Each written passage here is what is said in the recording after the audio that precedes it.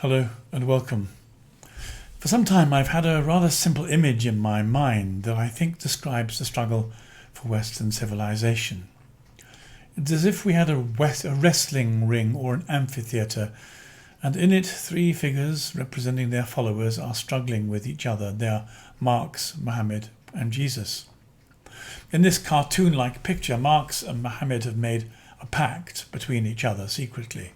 Marx represents leftish secularism and is slowly but methodically beating up Jesus, whilst Mohammed sits quietly untroubled behind him. In this tableau we can see into the minds of both Marx and Mohammed. Marx is surprised at how easy it's been to overcome Jesus and his followers. But he's making a strategic mistake as he anticipates that Mohammed is only a kind of Arabic Jesus, and as soon as he's finished with one religion he'll turn upon the other, and believes he will have little difficulty in overcoming and suppressing it. But he's made a very serious category error, because Islam is not like Christianity.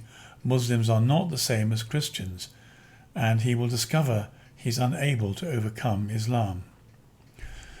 The figure of Mohammed in this tableau knows this very well and is simply waiting until Marx has disposed of Jesus or Christendom or Christian culture in this imaginative fantasy, whereupon he will turn upon Marx and destroy him and the whole leftish secular project that he represents. It's a bit easier to talk in terms of the persons of Marx, Mohammed and Jesus than it is of secularism, Islam and Christianity, with their different variations and their complex histories. But I hope that in this imaginative tableau we can see that there's a real danger that Christianity will be suppressed in the West.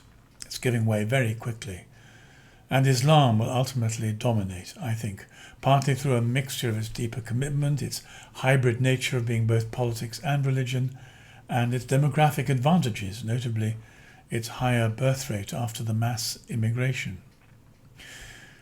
It's also very interesting to note there's been a huge explosion in Christianity elsewhere in the world, for example amongst the Orthodox in Russia since 1989. Who knows how long it'll last or how far it'll develop or how authentic it is, but the fact is that it's happened at all is a miracle.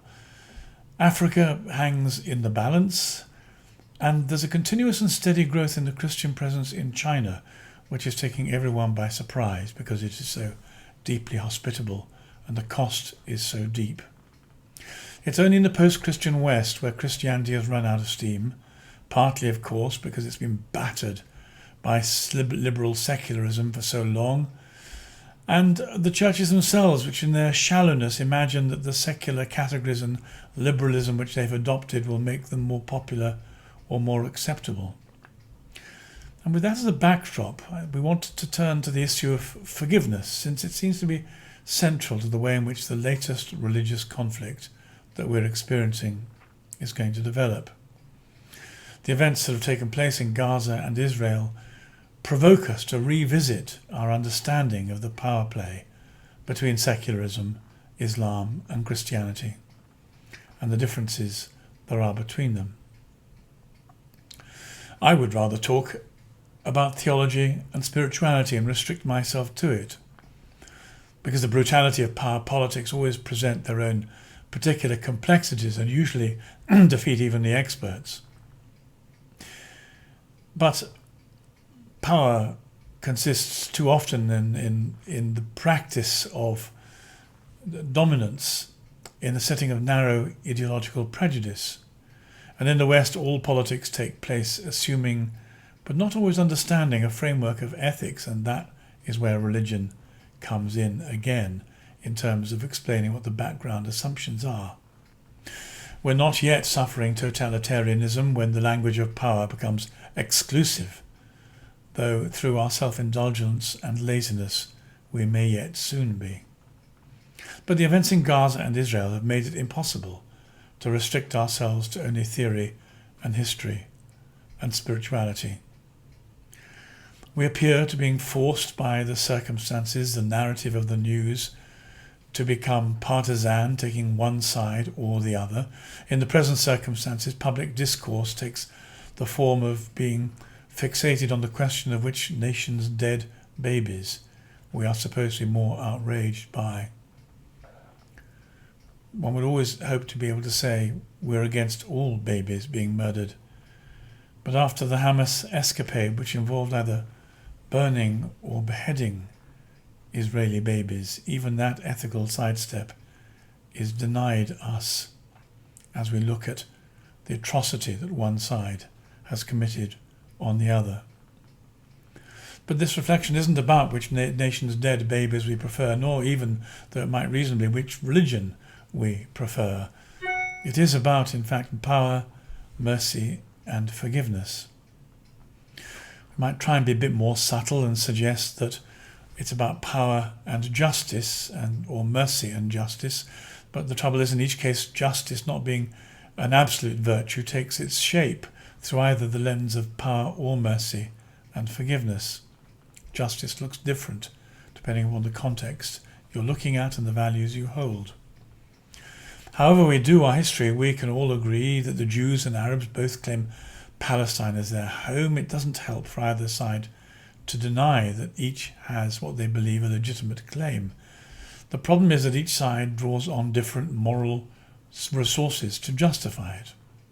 So that from the very beginning there is no common scale of values, no common perspective that one can use to refer to as a referee. The two-state solution, which the United Nations always foresaw, is an obvious and sensible compromise in the circumstances, but it doesn't work because Islam won't have it. Islam is demanding all or nothing, just all in fact.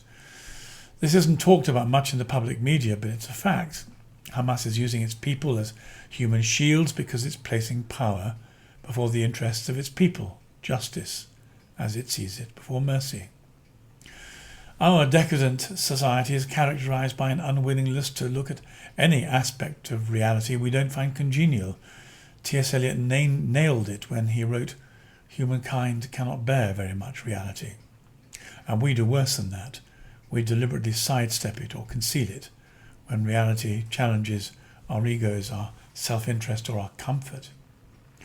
And part of the difficulty in pursuing an ethical debate is it appears our decadent secular society can't and won't face the reality of the implication of Islamic values and the worldview that they hold. In a broadcast recently released, one of the sons of the Hamas leaders who's come to the West has begged the West to take it on board that the ambitions of Hamas are not restricted, just, as if we can say just, to the extermination of Israel, but extend to wanting a worldwide caliphate. Why is it that we can't hear that? And why is it that Islam won't compromise over Israel? Well, sadly, because it's committed to what can only be described as a despising of the Jews, what is quite clearly a hatred. In public commentary, the secular response to being faced with this energized anti-Semitism is that it can't be true, or it's not very nice. That nice that secularism refers to consists, I think, of a kind of Rousseau-ish belief in the essential goodness of human nature, or at least the moral blankness of human nature that supposedly education will improve. This view preferences the nice over the real. It doesn't have any mechanism for facing with, recognizing or dealing with evil. Liberal secular commentary can't manage the possibility of evil, and it has curious double standards about what it considers hatred. Christians and Jews, however, share a common understanding of revenge and power. Both see it as dangerous. Both set out to contain it within limits. In what counts as an astonishingly enlightened ethic, stretching back 2,500 years, the Jewish law set up to restrain revenge by insisting it should be proportionate, according to the rules of an eye for an eye and a tooth for a tooth. Some people are inclined to see this as a rather brutal gauge of reciprocity, but in fact, since revenge is humanity's default response to pain and outrage, it isn't brutal. It's the containment of revenge in a surprisingly civilized form.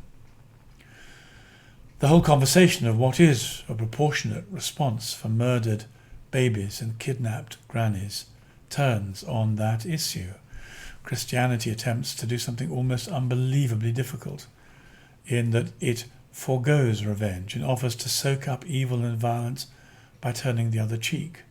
This is how Christ recommends the subversion of raw, hostile power. This is not so much an admirable ethic as almost an impossible one. In fact, it can only be achieved by those who've surrendered their will and their emotions to Christ. Mostly our experience is that only Christ in us can do this. It's far beyond an act that most human beings can manage, even the most patient and dedicated. And when Jews and Christians fall short of their respective ideals, it is at least possible to call them back and invite them to repent. If they pursue hatred and revenge, they are being bad Jews, bad Christians, and can, in theory, be held accountable for it. But this is not true of Islam, and this is the enormous difference between the worldviews of the three monotheisms that account for much of the intractability of the conflict between Islam and its neighbours. Islam is, after all, a hybrid political and religious movement, and is committed to spread its practice across the world.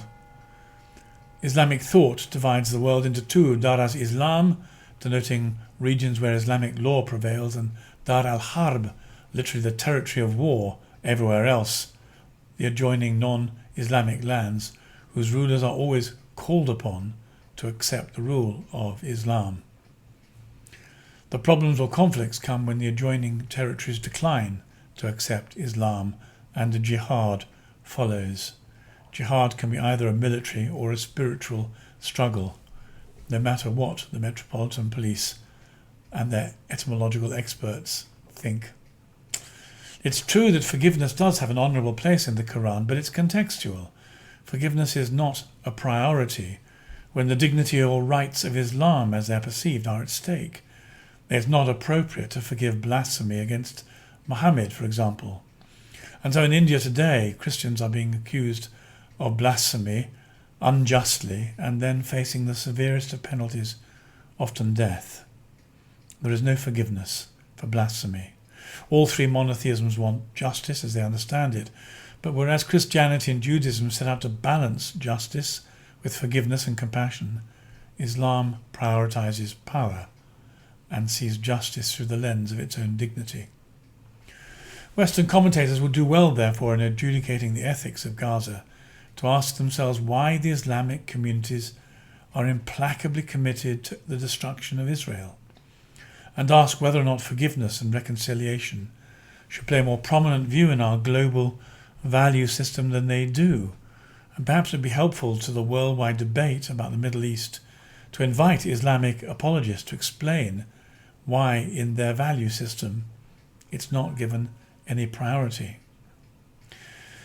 Catholics in particular may want to give some thought to the reflections of Bishop Fulton Sheen, who wrote, "While communism is the greatest threat to Christianity from within by stealing the human soul, Islam is a profound threat from without because historically it has spread its religion by power through fear and force at the edge of the sword."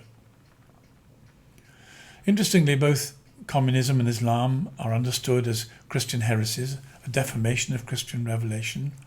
Equally interesting, perhaps, both the utopian of the left and, for the moment, let us place Islam on the right, the idealism of the Islamic right, are committed to using power or force, both of them, to achieve their aims. It's only Christianity that prioritizes the will and the choice of the individual in the matter of spiritual or even political salvation, democracy. Communism and Islam both practice a form of collectivism in which the freedom of conscience and the integrity of the individual take a very much second place. And perhaps that's why we're finding ourselves in our own culture ambushed by a coalition of both left and right, wokery and Islam. Together, they are happy to set out to impose a restriction on the freedom of speech that under Christianity we've enjoyed until now, lately imposed by a chillingly new and narrow definition of Islamophobia. The political intention is for this hate crime of Islamophobia to be imposed by the criminal law. We will have replaced an old and unused Christian blasphemy law for a new and ready-to-be-used Islamic one. Forgiveness will not be an option. And we should note that in the struggle with wokery, the world of political correctness also allows no forgiveness. Nothing is forgiven in thought crime. No tweet goes unpunished. No apology is accepted. If Fulton Sheen is right, Christians should engage themselves in the arguments that have sprung up from the Middle East by highlighting that without forgiveness and freedom of choice, our civilization is doomed. It's doomed to be overcome in the unending power struggles, unfettered by the inspiration of Christian ethics. The history of communist totalitarian domination and Islamic political domination, as we see it in republics like Islam and elsewhere, should remind us of what we will lose if we allow Christian faith and ethics and its vision of humanity to be overcome too easily by our competitors. We are not choosing so much between the deaths of Palestinian and Jewish babies as between ideologies that preference power and those that offer forgiveness. If this appears too theoretical, we might perhaps look at the historical figures of Marx, Mohammed, the warlord, and Jesus, and the consequences of building a society on the teachings of each, and decide which we prefer, which we want to live with, and, perhaps most importantly of all, what price we're prepared to pay to do so.